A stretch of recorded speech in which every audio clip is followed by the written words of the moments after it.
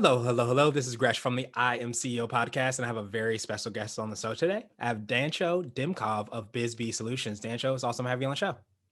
Hello, hi Gresh. Thank you very much for having me on the show. Definitely super excited to have you on. And before we jumped in, I want to read a little bit more about Dancho so you can hear about all the awesome things that he's doing. And Dancho is a growth enthusiast. He is inspired by growth in companies, people, relations, and businesses. By enabling and sharing his knowledge and energy and curiosity in everything he puts himself into, he has had the opportunity to do just that throughout his career, make things grow. He always strives to see what's around the next corner and believes in it. It's a sport to think and do things differently rather than a challenge. Dancho, are you ready to speak to the IMCO community? Yeah, always ready to speak and help fellow entrepreneurs and small businesses. Yes, absolutely. And I love that word growth and all the awesome things you're doing. But to kind of kick everything off, I want to hear a little bit more on how you got to do all the awesome work that you're doing. Could you take us through your CEO story? We'll let you get started with all the awesome work. Yeah, I mean, of course, Gresh, there is always a short story and the long story. The long story requires at least few beers to share it. So I'll stick it to the short one. But I started as a freelancer. I mean, I was working on Upwork and People Per Hour and all the freelancing platforms. And I was having as a full-time job in a software development company. And you do a full-time job but with not passion, and after work you're excited in working as a freelancer. And as a freelancer I was actually working with entrepreneurs because I was a management consultant doing market research, business planning, helping entrepreneurs start a business, those that start, actually helping them grow. And it was very excited. I mean, after work you work with some sci-fi high-tech companies in order to grow their businesses, while during regular job you're just doing the boring software development part. And at one point I said, you know what, I should actually stick to what I'm passionate about and helping companies. And that's how I actually in between decided first to work as a remote, like a digital nomad, full time, travel Europe with my wife, enjoy life. It was pretty good. You get up, you work a bit, you travel in Germany, in France, in Italy, you sunbathe, you work a bit again. And at one point we said that, yeah, if we want to start considering a family, we're gonna actually need to formalize this into having a business. And that's how actually the idea behind BizB Solution emerged, to start a consulting company that will actually help things grow. And as I said, to even grow our businesses, it also helped us grow our family because now I have a small kid, and also grow the employees within the company. Yeah, it's incredible to kind of hear like the impact that you can have just by, being and having that growth and how it expands beyond, just the business and into the life and all the things that we're doing. And definitely look forward to hopefully grabbing a few beers and hearing that long form The version too. That longer definitely version. sounds exciting. Exactly. Nice, nice. So I wanted to drill down a little bit deeper and hear a little bit more on how you help your clients and how you provide those solutions. Could you take us through a little bit more about that and hear how you serve your clients you work with? Sure. I mean, as a consulting company, we were working primarily with entrepreneurs. So, you have an idea or you just got it something and you don't know whether it's worth it or not. So we can actually do a market research and see how big is the market and whether it's worthwhile pursuing. And with the ones that were happy, we're like, okay, now what? Well, we were actually doing whole business plans in order to how much you're going to make out of that business idea and the opportunity. And once they started a business, they were like, okay, now we started. So what now? And that's why we actually said, well, on the supply side, we can help you with product sourcing, find you manufacturers in China and everything, while on the sales side, we can actually help you with lead generation, reaching out to potential client, even bringing you to the appointments. And as a whole cycle, we work with entrepreneurs and we build it into a relationship. Now we started specializing a bit because we've worked with more than 400 companies from around the world. So you name a country, we have clients there. Now we really specialized a bit more into the B2B world, because in B2B it's really more complex when it comes to sales, when it comes to decision making, when it comes to sales cycle.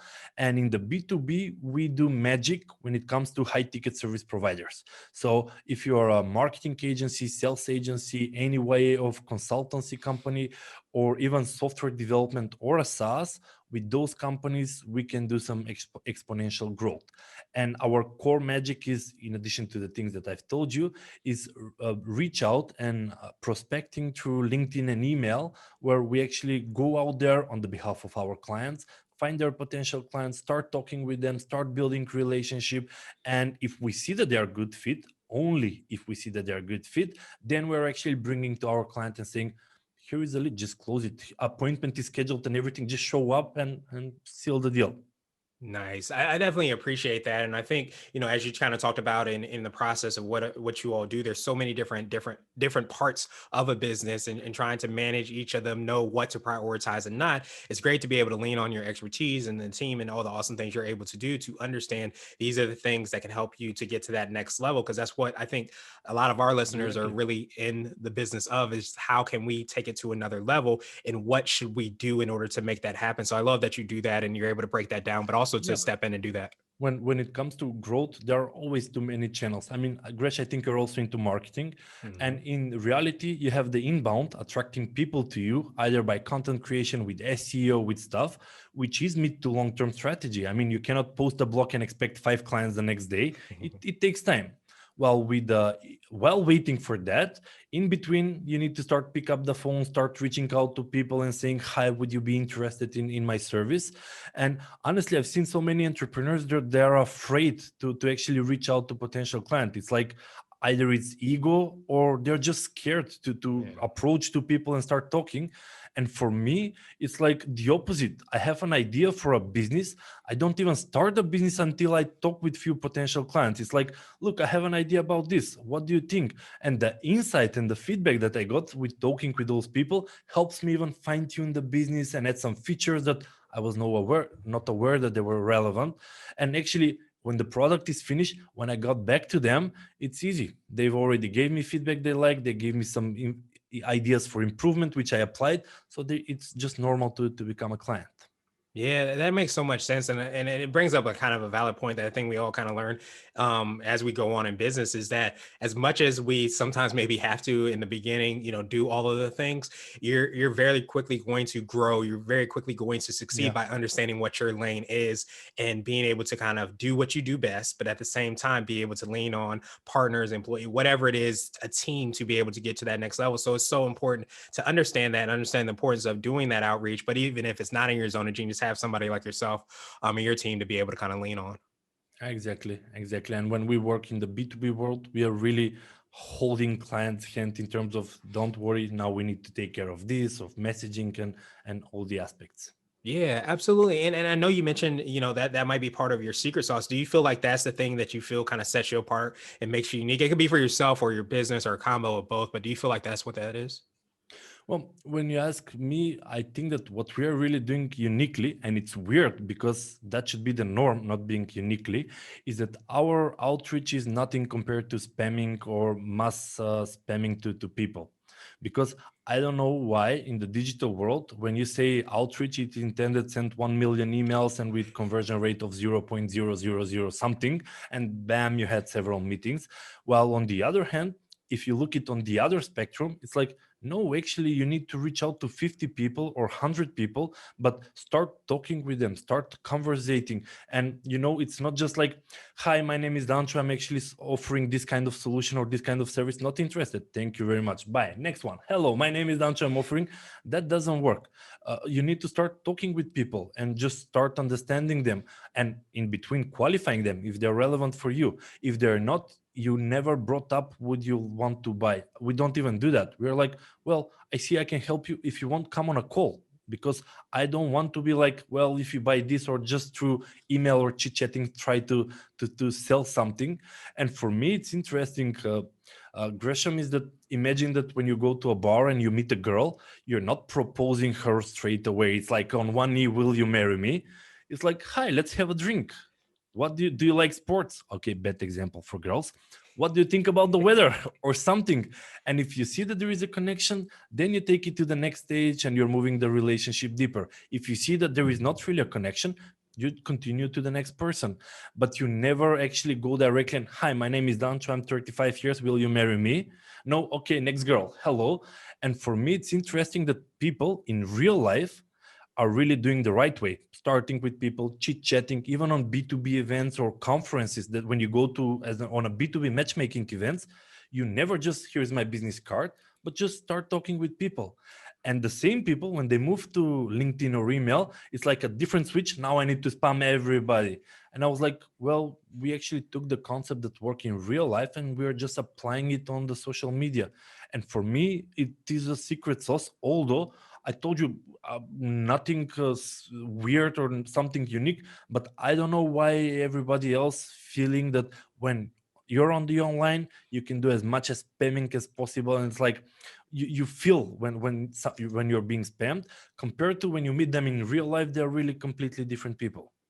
Yeah, that makes so much sense. That's why I love that relationship piece that you mentioned earlier, and I love that analogy to going on a date or trying to even get on that first date, maybe even two, and how exactly you break the ice, so to speak. What exactly you say, and at the heart of it is just trying to get and have those conversations. So sometimes, I think the thing that is our genius, our secret sauce, the thing that we do so much, or see so much better, is sometimes things that other people can't see, and we take it for granted as it seems simple, but a lot of times it's what makes us who we are. Yeah, and it's very simple. You're talking person to person. Yeah, we're saying it business to business. But on the other hand, there is another guy that has some kind of problems and that he could also be looking for a solution, or he has stress, he doesn't have the time. So at the end of the day, it's human to human interaction. And when I see like that big email with a big text, I am so famous, I'm so that, with five attachment, I was like, okay, that's really not working anymore in 21st century. Even like for 10 years that doesn't work, but I don't know, people still do it. And with this kind of approach that we are using, people become friends. And you know what, maybe you don't have the need to buy now, and I'm not gonna pitch you anything if you're not really ready to be qualified. But after 3 months or 6 months, I'm your go-to guy. When you're gonna think about B2B lead generation, it's like, but wait, I know a guy Dancho, let me just reach out to him on LinkedIn or email, and you have an open door. While on the other hand, when you're spamming people, you're burning bridge. You cannot really go back to that lead. Yeah, and it makes so much sense. I'm glad you're able to do it and implement that with so many organizations and businesses. And I say so many times we forget about that human aspect of business. So I'm glad that you brought that to the forefront because that's something that we often will forget. And so I wanted to switch gears a little bit. And I wanted to ask you for what I call a CEO hack. So this could be like an app, a book, or a habit that you have, but what's something that makes you more effective and efficient? Well, when we're talking effective and efficient, I was thinking in which direction. I mean, I have several books to recommend and stuff, but now 2021, I've decided that I have to become a bit more fit. I mean, I really need to lose some weight and try to be more active. And as a CEO, I'm stuck in front of the computer for way too long. I mean, and now the small switch I did, and it really helped me a lot, is that most of the calls, I'm no longer doing it in front of the computer. So instead of like sitting in front of the computer whole day and talking with my employees, talking with my suppliers, talking with my clients and everybody, now I just pick up my phone and I start walking. And I just walk through the city center, go through the park and everything. And I still do the same calls. I still do the same efficiency. But on the other hand, I'm actually stretching a bit. On while walking, I can even do some small chores while I'm walking. And if you ask me, it changed my life energy because you become far more fit, you're more exercised. And at the end of the day, after a long day as a manager or as a CEO, you're like, oof, I need to stretch a bit. I'm sitting for a whole day. Well, that disappeared because I've realized that more than 4 hours of a day I have just on calls. And instead of being closed in an office, now I'm just walking. And I've realized that, yeah, I have Skype on my phone, I have Zoom on my phone. So it doesn't really change a lot if I'm just not running and then be like, as I wanted to, let me catch a breath. It's more just walk in the park, and you're even more focused and thinking and providing value to the clients and to the employees rather than just being in the office and just sitting in a boring meeting room where everybody are just seated. And especially now with the corona, when you don't even need to meet people physically, as long as you have Zoom or whatever social media you're using, you can do it from the phone. And that helped me in this 1.5 month to lose some weight first, but also to start feeling a bit more life instead of like, okay, another long day in front of the computer, but it's just moving around. Yeah, absolutely love that hack. And I love how it integrates with some of the other hacks and things that we do, like the Zoom, the Skype, and all of those things, having those meetings. And I think so many times we forget, that aspect about like all of the things that are going on and how exactly we can integrate those things, those simple hacks into walking around while we're, taking a call and doing those things. And so I wanted to ask you now for what I call a CEO nugget. So this could be a word of wisdom or piece of advice. It might be something you would tell a client, or if you hopped into a time machine, you might tell your younger business self. Yeah, well, if you ask me, I've started as a freelancer. So my whole background was in freelancing platform. And what I've realized later down the road is that you need marketing and you need networking. I mean, my company was growing 2, 3 years with zero marketing because you go on a freelance platform, you find a gig, you apply it, you got it, you have people to work on it, and that's about it. But when we say, okay, we want to go outside freelancing platform, we've realized that we're 2 or 3 years behind with the marketing and everything that was going on. So if I can give an advice to fellow members, fellow entrepreneurs, is like to start with marketing as soon as possible. Even as I told you, before you start a business, you need to start talking with people and start getting some feedback and growing your business. And the second part that I've realized is that networking is also a critical thing. I mean, we work internationally, so I didn't have the need to network here in Macedonia. But then I've joined management consulting associations in Macedonia, and I've realized that at the beginning I'm treating all of them as a competitors, and it was like, why would I hang out with my competitors? It doesn't have a logical sense. But what I've realized that when you connect with your competitors, you start to stop looking yourself as a competitor, but you start exchanging information. And we just had a big project that I couldn't apply myself, but three competitors, we joined forces and we actually applied to that project and we won it. And it wouldn't have been done unless I decided to actually start connecting with my competitors, which really at first sight it has no logic whatsoever. Yeah, that makes so much sense, and I think it kind of speaks, I think, to the abundant mindset and seeing that there's tremendous amount of opportunities. You can go far by yourself, but you can go even farther if you're able to join forces and be able Exactly. to create other opportunities. And I love that about, kind of like the always be marketing. It's something that we always kind of forget, that we should do it even before we have our business ideas sometimes. And we're doing that by having those conversations and doing that market research, as you said. But I think often, especially during times like this when there's a lot of disruption and change, you want to have Exactly. your name out there, you want to be active, you want to be seen in many different ways, and there's different tools to do that. But when you're able to do that, it makes you top of mind. And position yourself as an authority in the field, because Mhm. then you're the go-to guy for that particular topic. So whenever someone needs something like that, you're not a generalist, but you're more as a specialist. And there was an example with doctors who gets paid more: a general doctor that can cure a lot of disease, or brain surgeon that knows only one thing but he knows it really good. Yeah, absolutely. You know it better than anybody else. And I think when you're able to drill down and focus, which can sometimes be the hard thing to do, that really opens up those opportunities, and it taps right into that second nugget because it taps into that abundant mindset because you understand there's an endless amount of opportunities because there's an Yes. endless amount of brains as well too, like you said. Yeah, exactly, Gresh. Awesome. So now I wanted to ask you my absolute favorite question, which is the definition of what it means to be a CEO. And we're hoping to have different quote unquote CEOs on this show. So Dancho, what does being a CEO mean to you? Well, I don't know if I had time to tell you that, but I did my master's degree in entrepreneurship and I did an executive MBA on management. So when it comes to definition, I can craft you a very well structured definition.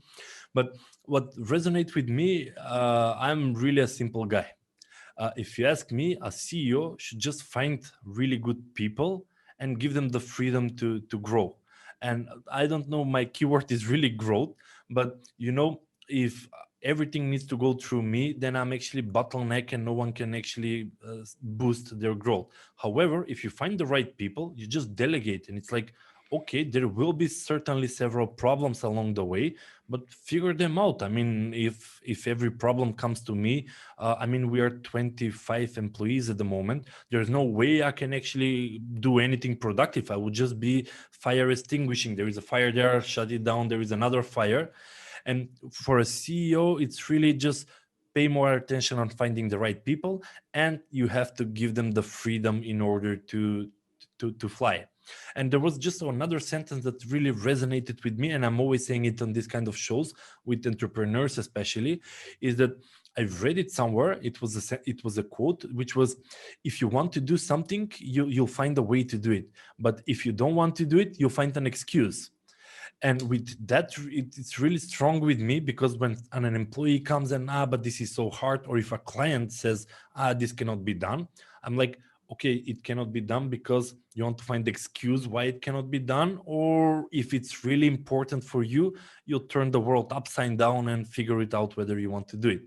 And when I'm really talking with entrepreneurs, I'm usually saying, are you passionate enough about your business idea? Because don't get me wrong, entrepreneurial journey is quite a roller coaster.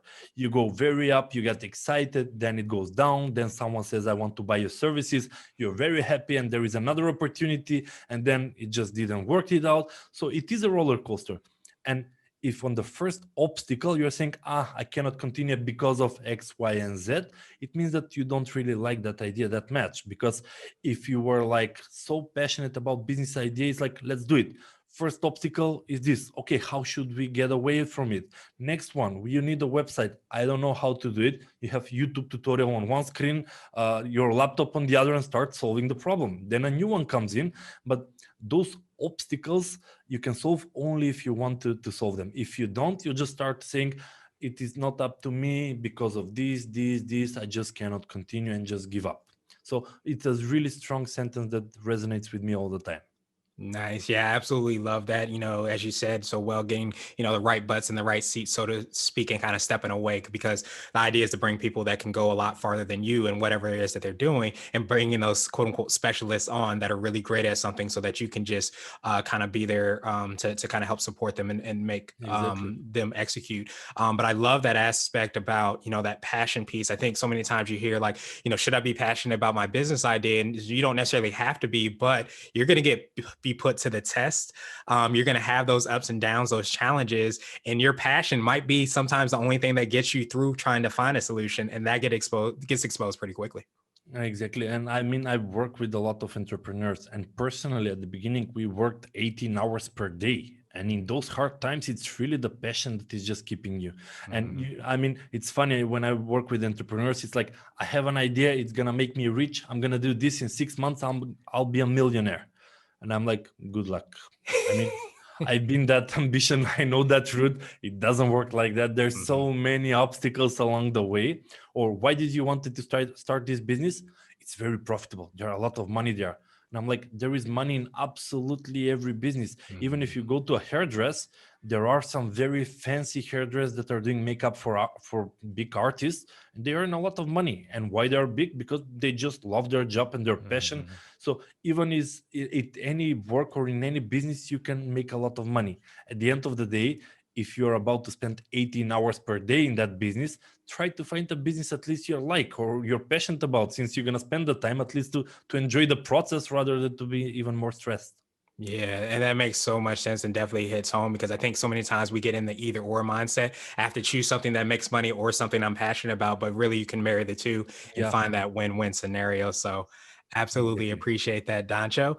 And I appreciate your time even more. What I wanted to do is pass you the mic, so to speak, just to see if there's anything additional you can let our readers and listeners know, and of course, how best they can get a hold of you and find out about all the awesome things you and your team are working on. Yeah, Gresh, I mean, our company name is BSB Solution. It's on the wall. In our B Academy, we have some free ebooks. I can actually invite everybody that are in the B2B world to actually go. There are 7 ebooks where we break down everything we do, from actually how to define who is your ideal client, to how to build a database, to how to create really conversational starter messages, and how to do LinkedIn outreach, email outreach. Even once they respond, how to actually start the nurturing chit chatty part. So whenever, if anyone is interested, I mean, they're for free. It's not like a paid something. And I'm just hoping that with this conversation, we've touched some of the entrepreneurs and we inspired some of them to actually say, yes, I'm going to go for it. I'm going to start a business.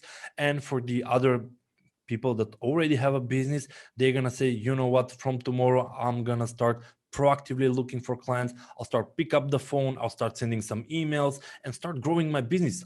There's no point in waiting for Google to say, okay, here is you some traffic, but it's like roll over your sleeves and it's like, okay, I need to grow my business and go out there and start talking with clients, understand their problems, solve their problems, and start earning more money. Yeah, absolutely. And there's definitely opportunity out there. But as you said, you have to roll up your sleeves in order for that to happen. And people that want to get a copy of those ebooks and get in touch with you, what's the best way for them to do that? Well, our website is www.bsbsolutions.com. And when it comes to personal profile, I mean, I'm quite active on Facebook and LinkedIn.